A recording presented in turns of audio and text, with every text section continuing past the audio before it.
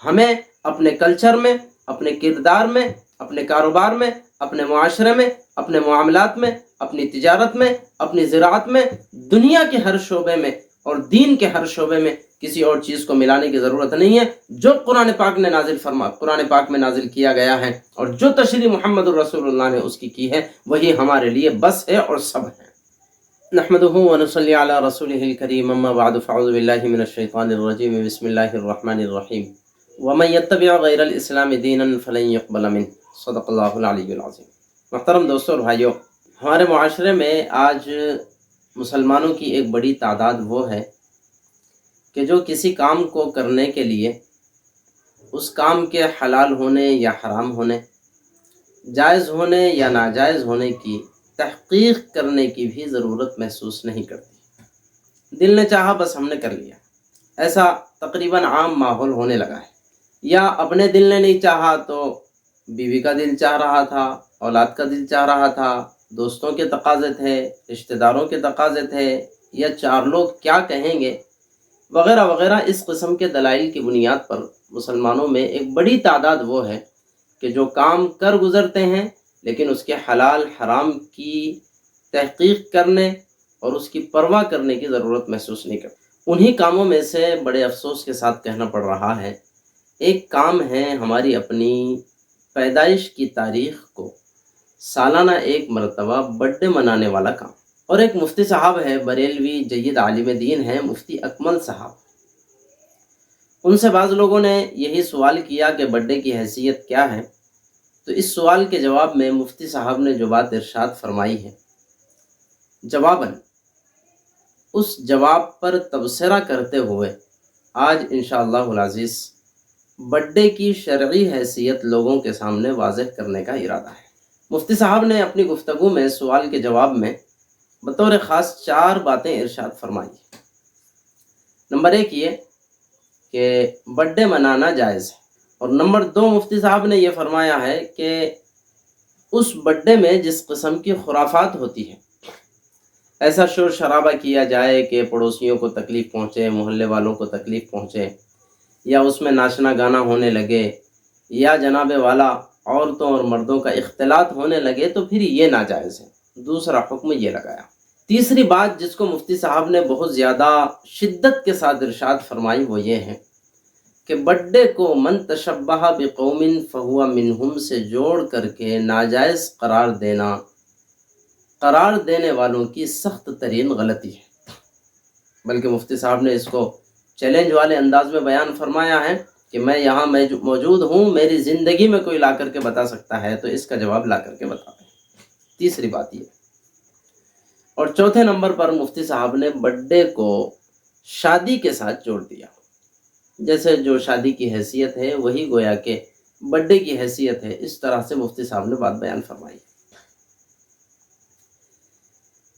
اس سے پہلے کہ میں مفتی صاحب کے اس جواب پر تبصرہ کروں، چاہتا ہوں کہ بنیادی طور پر اختصار کے ساتھ تمہیداً چند ایک باتیں پہلے عرض کروں۔ دیکھیں مسلمانوں، سب سے پہلے ہمیں یہ بات ذہن میں رکھنی چاہیے کہ اللہ جل جلالہ و عم نوالہ نے ہمیں پیدا فرمایا اور ہمارے رہنے جینے بسنے کے لیے طریقے اور سلیقے بتانے کی خاطر انبیاء علیہم السلام کے سلسلے کو جاری فرمایا۔ بلکہ صرف انبیاء نہیں، اپنے ساتھ اپنی کتابیں، اپنا کلام بھی نازل فرمایا۔ انبیاء کے ساتھ اپنا کلام اور اپنی کتابیں بھی نازل فرمائی، اور ان کتابوں کے ساتھ انبیاء علیہم السلام کو بھی نازل فرمایا۔ کتاب اللہ بھی ہر قوم کے لیے موجود تھی اور رجال اللہ بھی ہر قوم کے لیے موجود تھے۔ یہاں سے مجھے بتانا مقصود یہ ہے کہ اللہ تبارک و تعالی جل شانہ نے ہمیں بطور خاص اللہ کے ماننے والوں کو یعنی مسلمانوں کو لاوارث نہیں چھوڑا ہے۔ ہم لاوارث نہیں ہیں۔ ہمارا دین صرف یہ نہیں کہتا ہے کہ نماز پڑھ لو، روزہ رکھ لو، زکوٰۃ دے دو، حج کر لو، عمرہ کر لو، بس سارا دین یہی ہے۔ باقی زندگی گزارنے کا کلچر، زندگی گزارنے کے طور طریقے یہ تمہیں دشمنان اسلام سے لے لینے پڑیں گے۔ نعوذ باللہ من ذالک۔ دین اسلام نے ہمیں یوں لاوارث نہیں چھوڑا ہے۔ بلکہ میں آپ حضرات کو بتاؤں، دین اسلام نے ہمارے پیدا ہونے سے بلکہ پیدا ہونے کے پہلے سے ہدایات جاری کی ہے، تو ہمارے مر جانے تک بلکہ مر جانے کے بعد تک ہم لوگوں کے لیے ہدایت دی۔ دین اسلام نے ہمیں کہیں پر بھی لاوارث نہیں چھوڑا ہے۔ انتہا یہ ایک مثال میں آپ کو دوں، اور ایسی مثال دوں کہ جس جگہ کے لیے، جس مقام کے لیے اور جس کام کے لیے شاید کسی کا تصور جائے کہ ساتوں آسمانوں سے اللہ تبارک و تعالیٰ کی جانب سے اس کام کے لیے بھی ہدایتیں آئی۔ مثال کے طور پر انسان کا قضائے حاجت سے فارغ ہونا، انسان کا بیت الخلاء کے لیے جانا۔ اگر کسی بندے کو ایسی جگہ میسر نہیں ہے کہ جہاں سے پانی آسانی کے ساتھ نکل جائے اور انسان کے بدن پر چھینٹیں نہ پڑ سکیں، تو پھر دین اسلام حکم دیتا ہے کہ ایسی زمین کا انتخاب کرو کہ جہاں سے واپس اچھل کر کے کوئی چھینٹیں تمہارے اوپر نہ پڑے۔ نرم زمین کا انتخاب کرو، اور اگر خدا نخواستہ نرم زمین نہیں ہے تو کسی چیز سے کرید کر کے اس زمین کو نرم کرو تاکہ چھینٹیں تمہارے بدن پر نہ پڑ سکے۔ اور اگر بیت الخلاء یعنی چہار دیواری کے اندر آدمی اگر قضائے حاجت کے لیے جانا چاہتا ہے تو اسلام حکم دیتا ہے کہ جانے سے پہلے باہر ہی ایک دعا پڑھو، اللہم انی اعوذ بک من الخبث والخبائث، دعا ہے، اور ساتھ میں حکم اور ہدایت یہ ہے کہ خبردار بیت الخلاء کے اندر جانے کے بعد اس دعا کے پڑھنے کی اجازت نہیں ہے، پہلے ہی سے یہ دعا پڑھ لی جائے۔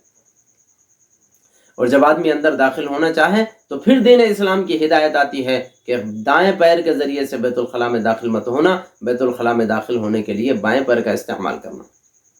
جب آدمی بیت الخلاء میں چلا گیا پھر دین اسلام کی ہدایت ہوتی ہے جہاں تک ہو سکے نیچے بیٹھ کر کے اپنا کپڑا اتارنا۔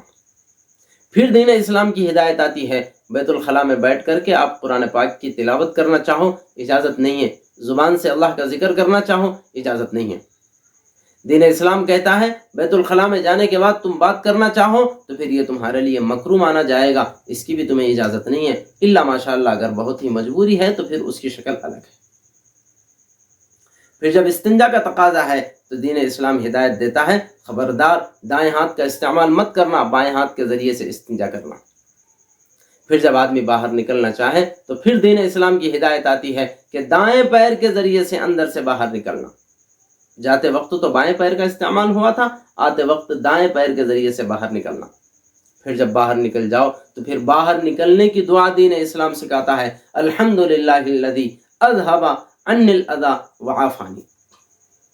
اتنی ہدایات دین اسلام نے دی ہے ایک قضائے حاجت کے لیے۔ اب ہمیں یہ غور و فکر کرنے کی ضرورت ہے کہ جس دین نے بیت الخلاء کے معاملے میں بھی، قضائے حاجت کے معاملے میں بھی ہمیں لاوارث نہیں چھوڑا ہے، تو پھر کیا اتنے بڑے بڑے معاملات میں ہمیں لاوارث چھوڑ دے گا؟ کوئی چیز ہمیں پسند آئی یہودیوں سے لے لیا، کوئی چیز ہمیں سمجھ میں آئی عیسائیوں سے لے لیا، کوئی چیز ہمیں سمجھ میں آئی مجوسیوں سے لے لیا، کوئی چیز ہمیں سمجھ میں آئی دہریوں سے لے لیا۔ ہمارا اپنا کوئی کلچر دین اسلام میں نہیں دیا ہمیں، ہماری اپنی کوئی پہچان نہیں ہے دنیا میں۔ اسلام صرف نماز، روزے، صدقہ خیرات اور زکوٰۃ، حج کا نام ہے۔ اسلام صبح اٹھنے کے بعد سے شام سونے تک، انسان کے پیدا ہونے کے بعد سے مرنے تک زندگی کا ایک کام ایسا نہیں ہے جہاں پر ہدایت نہ دیتا ہو۔ خلاصہ یہ کہ ہم مسلمان کہاں تک دوسروں کے بھکاری بن جائیں گے؟ شادی کا معاملہ آیا تو منجے سے لے کر جماگی تک 20 قسم کی خرافات دوسروں کے ذریعے سے ہم نے لے لی ہے۔ اب تو سنا گیا بہت سارے مسلمان وہ بھی ہیں کہ جو گھر بننا ہو تو واسطوں وغیرہ کا بھی خیال کر رہے ہیں۔ کتنے لوگوں کی گاڑیاں ایسی ہیں کہ ان کی گاڑیوں پر کوڑی اور بھلاوے وغیرہ لگے ہوئے رہتے ہیں۔ کہاں کہاں تک ہم غیروں کے بھکاری بنیں گے اور ان سے ہر چیز کا کلچر لیتے رہیں گے؟ اس لیے مسلمانوں ہمیں یہ سمجھنا چاہیے کہ ہمارا دین قرآن پاک والا ہے کہ جو دین بسم اللہ الرحمن الرحیم کی با سے شروع ہوتا ہے اور من الجنتی والناس کی سین پر شروع ہوتا ہے، جس کا مطلب یہ ہے کہ با اور سین کو ملا دو تو بس ہے۔ ہمیں اپنے کلچر میں، اپنے کردار میں، اپنے کاروبار میں، اپنے معاشرے میں، اپنے معاملات میں، اپنی تجارت میں، اپنی زراعت میں، دنیا کے ہر شعبے میں اور دین کے ہر شعبے میں کسی اور چیز کو ملانے کی ضرورت نہیں ہے. جو قرآن پاک نے قرآن پاک میں نازل کیا گیا ہے اور جو تشریح محمد الرسول اللہ نے اس کی ہے وہی ہمارے لیے بس ہے اور سب ہے. اس کے آگے ہمیں نکلنے کی قطعاً کوئی ضرورت نہیں. یہ ہمیں مزاج بنانے کی ضرورت ہے. اللہ مجھے آپ کو توفیق نصیب فرمائے.